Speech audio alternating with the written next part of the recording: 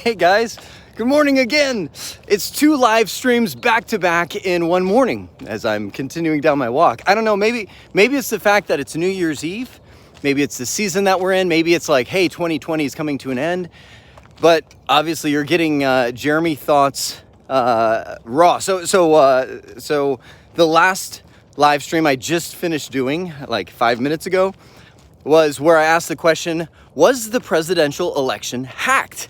I don't want to give away the whole live stream, but at the end of the day, I ended the live stream by saying, I think that's the wrong question. I think the question needs to be, are we willing to be patient enough to find out the truth? And so I stopped the live stream, and that's where I thought, and how the heck do we do that? So that's where I was like, I got to go live again, because here's the challenge. We live in a world today, like I was sitting there thinking, I'm like, okay, so I know live streams are strange because I see the little bubbles here and there, but they start flying so fast I can't read them. And if I even do spend the time reading them, it throws off, I start responding to the questions instead of explaining my thoughts. But I thought to myself, okay, we live in a world where now, if somebody wanted to find out the truth, was the 2020 presidential election hacked? Where would they start? My initial thought is go to Google. Okay, well, there's a challenge there. It's already been shown, we think, that Google will add and remove things based on their own political perspective and persuasion. You start looking at, thanks, Tim. Merry Christmas to you. Yes, it was a great Christmas. You start looking at social media giants, and it's already been shown. I mean, it's not even like it's not even a question. The social media giants are stepping in and doing their own things with what people are posting and as they post their thoughts and opinion, and some are facts, some are opinion, et cetera, et cetera. And so I sat there and thought to myself, okay, again, I just ended the last live stream, which was the presidential election hacked, with the question. That's not the question. The question is, are we willing to be patient enough to find the truth? And that's where I was like, I got to go on live again, because hang on, does this orientation is so oh man, that just totally blew my thoughts. So I was thinking, okay, how do you start finding out the truth? How do you start finding out the truth, William? See, that's the problem. I start reading William's thoughts, and I'm like, oh, let's talk about that. I'm like, okay, well, how do you find the truth if the entities we now know for the truth? I mean, we're not going to microfiche readers anymore, or the library. We go on Google. We go on social media. We start. This is how we find our source for truth. So now I finally, 3 minutes into it, sorry, I come to the question that I'm now asking. I'm going, should social media, should big tech companies be regulated? Now, the initial thought in myself is, well, heck no. If I created a social media company like Twitter, I'm like, it's my company. It's a private company. I don't even know if Twitter is private anymore, but it's my company. I can add and remove whatever comments I want. If I made Facebook, I can add and remove. I can ban whatever users I want. I can create whatever policies I want. But then I sat there and thought about, okay, wait a sec. Many of you know me from technology classes that I teach, and one of the technologies that I teach is voice over IP. And when I start teaching voice over IP classes, I go through the history of telecommunications, and I talk about, originally there was the Bell Company. Remember this, like, and it grew so large that eventually the government stepped in and said, that's it. This is now, nobody can compete with this company. It is a monopoly. Nobody can break into this industry. And so what the government did was blew it up, and they made all the baby Bell companies. And that's where we had, Mountain Bell and Southwest Bell and all the Bell. They exploded it, and they put in a regulation, as a matter of fact, that I use in the managed service provider that I built, which is, if you dig up, I'm walking through a business complex right now. If I pulled out my shovel and started digging up trenches and putting in fiber and building an ISP, as I reach a point where I'm big enough that that people can't compete anymore, the government will force me to sell that fiber, to let other people use the fiber that I put in, because it becomes a monopoly, and no one else, they don't want people tearing up the streets all over the place to lay their own fiber. They want it done once. And so I thought to myself, if I was the person who created the Bell Company, I'd be pretty ticked as well. I'm like, I made the world's most successful telecommunication business, and now the government has stepped in to blow it up and make all these baby bells and all this kind of stuff. And that's where I came back to, should big tech be regulated? Why did the government step in to blow up the Bell Company, if you will, and make all these baby bells? Well, because it went against the foundation principles of this country. Free market, and the way, you can no longer have a free market if any competitor that comes in is immediately crushed by this giant. So when the business becomes large enough that it's immediately crushed, they're like, okay, we need to break this up into something. So now I come back to the question, and I don't know the answer to this question. I'm asking you guys. That's why I'm going on live stream. I'm coming back to the question is, if big tech, and when I say big tech, let me name them: Google, Facebook, Twitter, all of the, you guys know what I'm talking about when I'm talking about that. If they control the flow of information, they can essentially control free speech. How I got here was, again, the last live stream, I asked the question, was the 2020 presidential election hacked? And I ended it with, we can't make it an emotional issue. We have to sit and find out the truth. And so I said, okay, how do we find out the truth if media and big tech control all of our information? Can we find out the truth? Is there any way anymore for you and I to go find out the truth?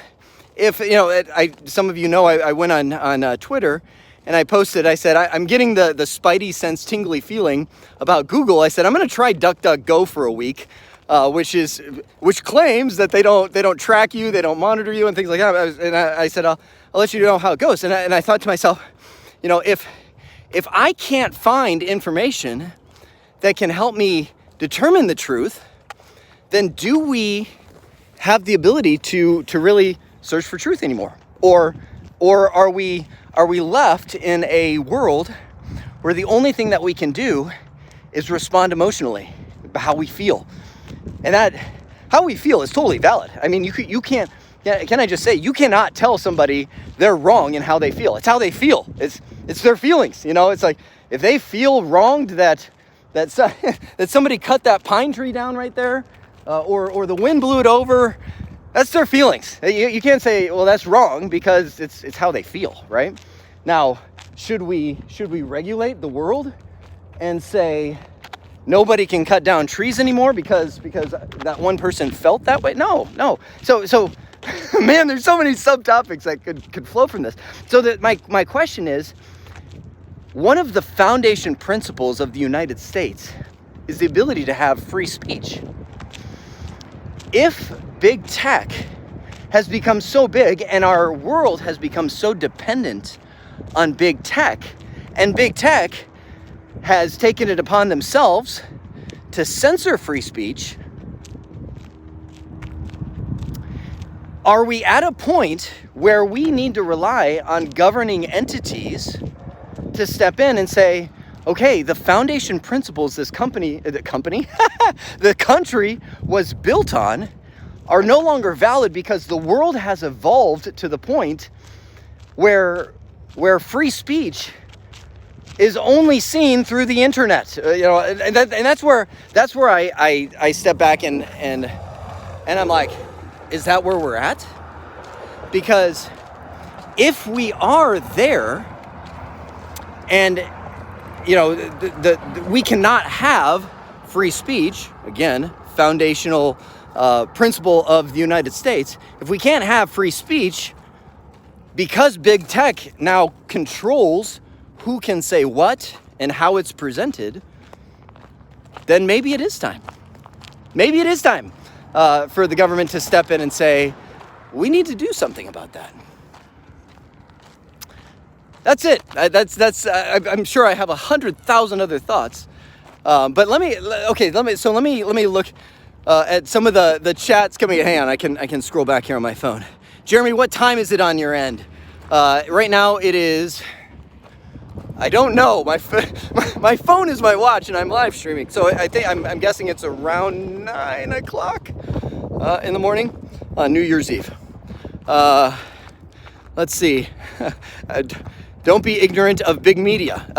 Okay. Hang on. Desi is saying, don't be ignorant of big media. That's an interesting point. And so, okay, here's the other thought I'm having. As the big tech becomes more, so now, man, you're reading my mind. Big media. So here's where I'm going. Big tech, right? I'm saying if they're at the point where they're large enough that we can no longer have free speech in the country, then we need to do something about it. But then someone said, well, what about big media? And I would say, yeah, but it seems like it's starting to take care of itself, maybe. And this is where you're going to see my thoughts collide back with the Bell Company, where the government had to step in and break up a monopoly because it became too large, right? So with big media and what we're seeing, and we're seeing the same thing on big tech, as the media, as big tech becomes polarized in their position and begins to make policies that restrict free speech, or that present, if we're talking big media, that present a very one-sided perspective. And you can say it's true of, let's name them. Like CNN, okay, definitely swings on the left side of how they present things. Fox News definitely swings on the right side, or some would say they used to, or some would say, so these media companies kind of swing one way or the other. But what's happening? What's happening is, now that the world has seen that, alternatives are popping up. You see things like, what did I just saw it today for the first time? Rubble, an alternative to YouTube, right? What is it? Parler, an alternative to Twitter. So here. Okay. I'm almost back home, but I gotta land the plane somehow. Here's where my thoughts collide on the Bell companies and this. Okay, so you're starting to see alternatives to big tech appear. That be the very fact that they appear is somewhat evidence of, like, okay, there's something wrong with this one, or we need to have an alternative to this platform. The challenge is, as they appear, the only people that go to those are the ones that feel, again, this is where it's like, feel like this one is tainted, and so will those have a chance to grow, or will they just start growing as two kingdoms? Now you're starting to see where my thoughts go. If we're going to start seeing alternative platforms appear, and we'll just talk, I just got done talking about the presidential election, so let's just talk about that. And you see one whole population of people jump to Rubble, for example. Keep Warrior Tony just brought that up. Rubble is the alternative to YouTube, right? And all of a sudden now all you have is a whole group of we'll say the conservative Republican crowd is over on Rubble, whereas the liberal Democrat crowd is over on YouTube. Now all you're doing is building two kingdoms. And the fact, but YouTube has a massive advantage to Rubble in that they've been doing this for, 20 plus years. So they have a massive population, which again comes back to the government regulatory things, where you say, okay, is it now at the point where nobody can compete with YouTube?